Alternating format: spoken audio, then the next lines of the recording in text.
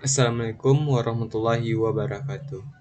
Perkenalkan, nama saya Fadli Harziansyah, biasa panggil Fadli, dengan NIM nomor induk mahasiswa 21065 024. Baiklah, di sini saya akan membuat video eh, video pembelajaran tentang antena dan saluran transmisi pada mata kuliah teknik radio, dengan dosen pengampu Bapak Rian Fikri, SPD, MT. Baiklah, untuk pertama-tama kita harus mengetahui apa itu antena. Antena adalah sebuah perangkat yang digunakan untuk mengirim dan menerima sinyal nirkabel. Sinyal dapat berupa gelombang radio, gelombang mikro, ataupun gelombang elektromagnetik lainnya.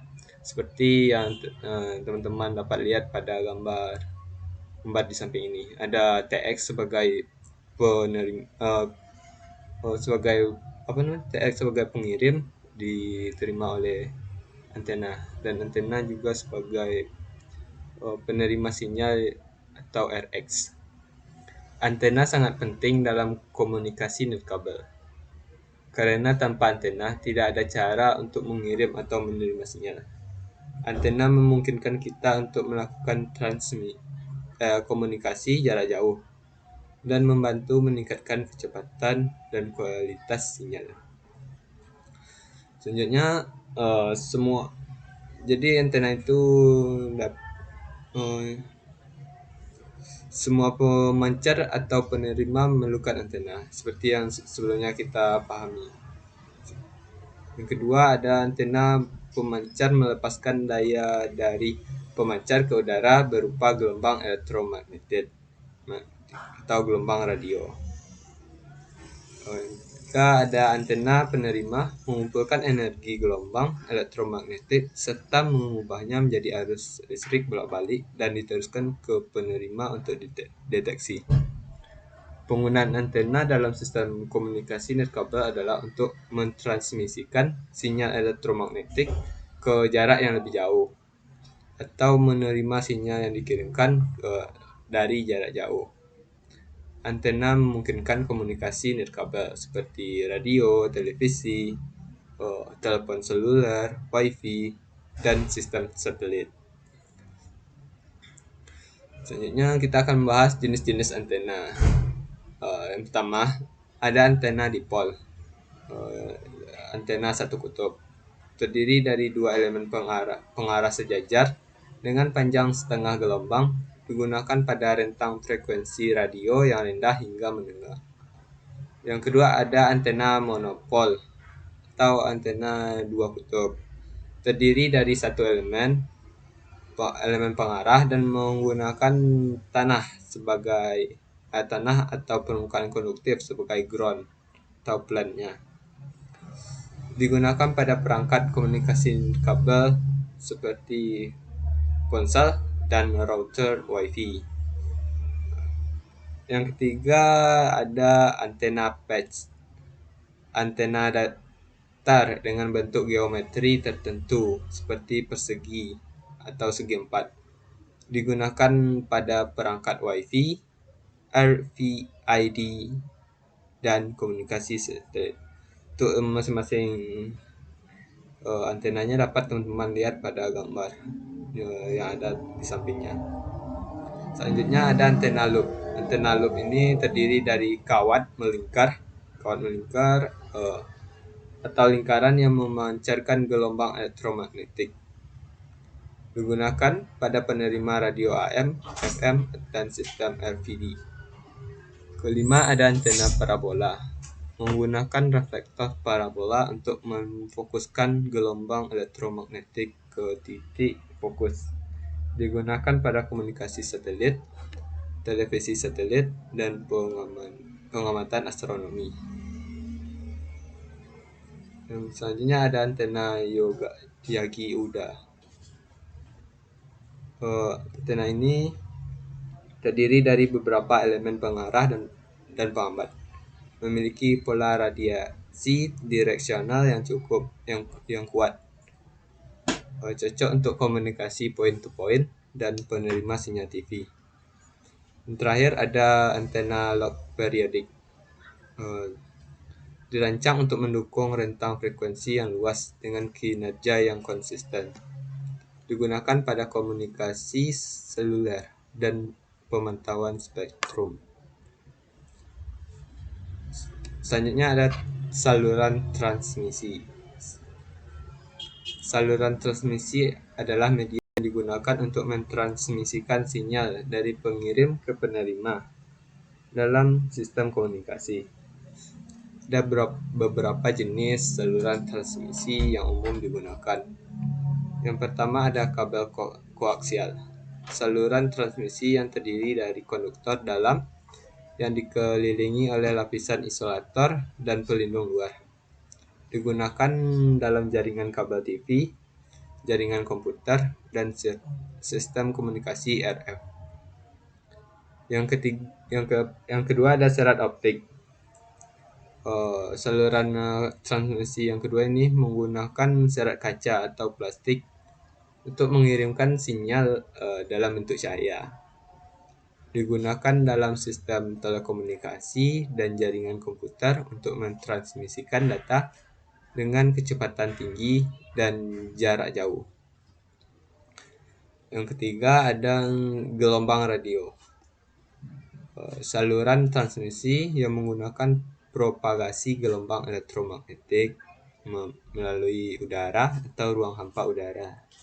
Digunakan dalam komunikasi nirkabel seperti radio, TV, ponsel, serta WiFi. Yang keempat ada kabel tembaga.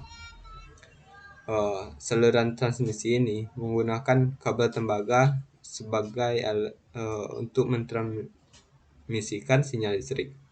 Digunakan dalam aplikasi komunikasi seperti telepon dan jaringan komputer kabel. Yang terakhir ada satelit komunikasi.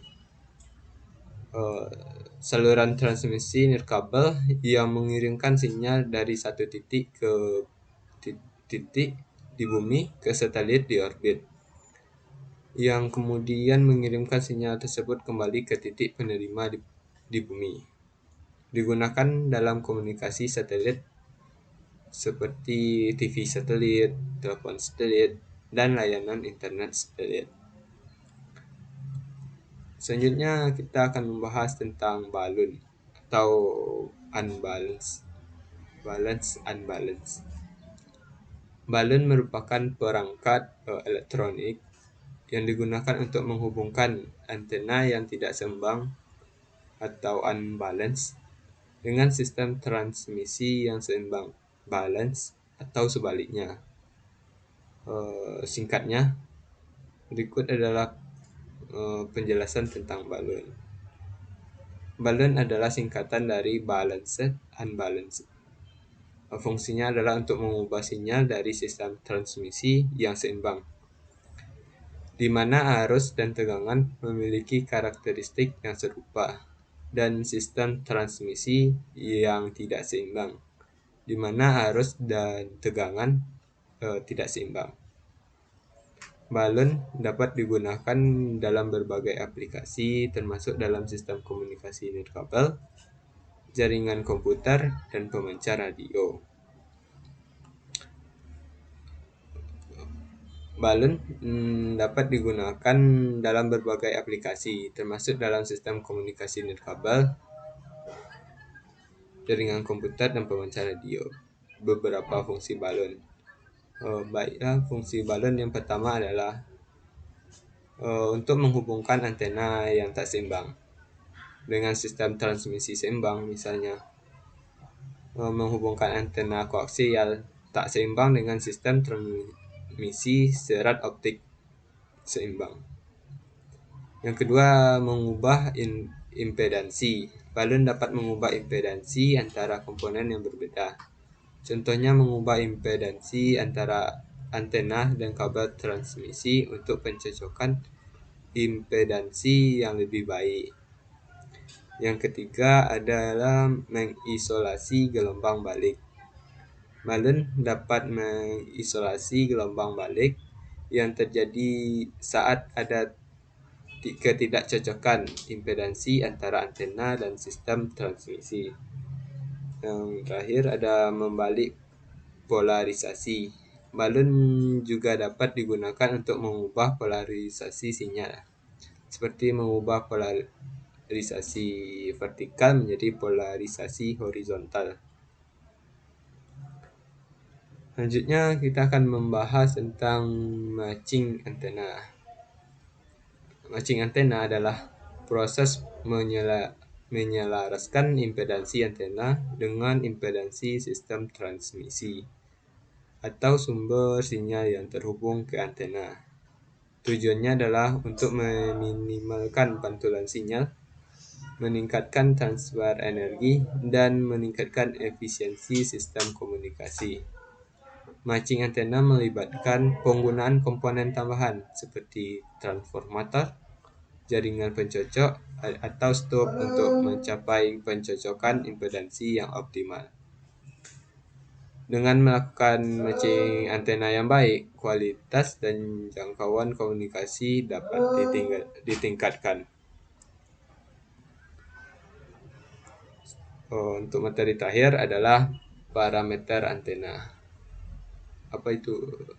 Parameter antena adalah karakteristik yang digunakan untuk menggambarkan kinerja suatu antena. Ada beberapa parameter antena yang penting. Yang pertama adalah gain atau penguatan, yang menunjukkan kemampuan antena dalam mengarahkan dan menguatkan sinyal. Semakin tinggi gain, semakin efektif pula antena dalam memancarkan atau menerima sinyal.